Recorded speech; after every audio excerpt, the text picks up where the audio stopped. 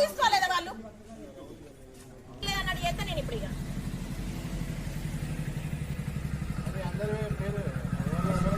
నందిని చెప్తానే ఉంటేనే నేను అన్నయ్య ఎదురు ఇంట్లో లేదా అమ్మ బిడ్డలు కలిసి ఆమె నాకు లాస్ట్ ₹1,00,000 అయితే బెదిరించి తీసుకున్నది. నువ్వు ఈ పైసలు ఇస్తే పెద్ద అమౌంట్ వస్తుంది. మొన్న ఇంటికి పోతే పోలీస్ స్టేషన్ పోయి కూర్చున్నది. రండి పోలీస్ స్టేషన్ కి రండి, మీరు ఏం చేస్తారో చెయ్యండి అని. ఆమె ఇప్పుడు ఏమంటుంది, వీని దగ్గర అడుకోపోని అంటుంది. నేను ఎవరి దగ్గర పుచ్చపని కన్నా, నేను పైసలు కట్టి పుచ్చద్దానికి తిరగాలన్నా నేను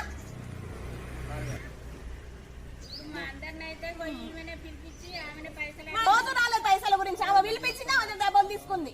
కనీసం ఒక పేపర్ కూడా ఇవ్వలేదంటే మాకు. ఈ రోజు మేము అందరం ఇక్కడ రావడానికి కారణం ఏంటి అంటే, ములుగురు సురేష్ అనే వ్యక్తి ఈ ఇంట్లో ఉంటాడు.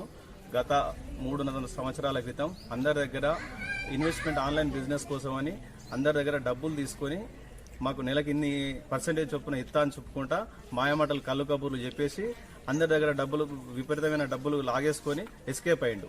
ఇంతవరకు అతని ఆచూకీ కానీ ఏది కానీ దొరకడం లేదు. ఇంటి వాళ్ళని ఎన్నోసార్లు సంప్రదించినా కూడా వాళ్ళు ఎలాంటి స్పందన లేదు.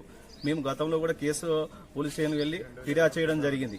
అయినా కూడా పోలీస్ వాళ్ళ నుంచి కూడా ఎలాంటి స్పందన రాలేదు. మేము ఇక్కడికి వచ్చి మా ఆవేదన వ్యక్తం చేసుకుంటూ ఇక్కడ కూర్చోవడం జరిగింది. ఎన్ని రోజులైంది మీరు ఆయన కలిసి? లాస్ట్ 3 years అయిపోయిందండి. ఎంత అమౌంట్ అది? అందరికి ఒక్కొక్కరి డిఫరెంట్ అమౌంట్లు ఉన్నాయి.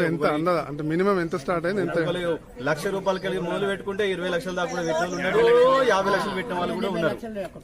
మీరు ఏం కొనుక్కుంటారు? ఏం కోరుకుంటారు మీరు? మేము అతని తీసుకొస్తే మేము అతని దగ్గర న్యాయం మా డబ్బులు మాకు తిరిగి వస్తే మాకు అదే సంతోషం అని కోరుకుంటాం. మీ పేరేనా? నా పేరు నరేష్ బాబు.